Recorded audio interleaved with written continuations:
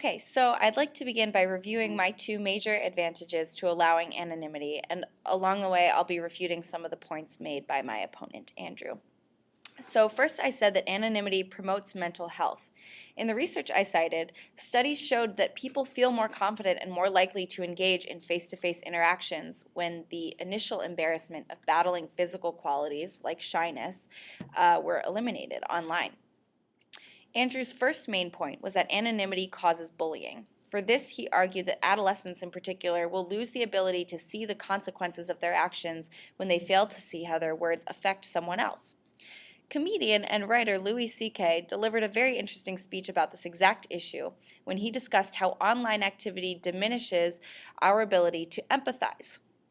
However, the incredibly important distinction here is that a loss of our ability to empathize is due to the very nature of social media. It is not face-to-face contact. The problem lies not in the anonymity of our name attached to our actions, but in our inability to witness the consequences of our words. Deborah Johnson's article also explained that, quote, individuals implicitly understand that certain behavior is unacceptable, undesirable, or inappropriate, and they act accordingly. The issues and problems in electronic networks are the problems of the world around them. They have to do with who we are and what we do offline, end quote. So second, I argue that anonymity enriches us intellectually. For this, I argue that more discussion is just that, more discussion. In his second main point, Andrew argued that freedom of speech, one of our country's guiding principles, is founded on the ability to engage in serious dialogue with one another.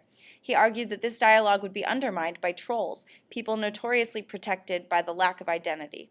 By their lack of identity. I think this argument is flawed in two ways. First of all, I don't believe that the percentage of people resigning themselves to troll behavior simply because they have nothing better or more significant to say outweigh the number of people silenced by a fear of expressing themselves.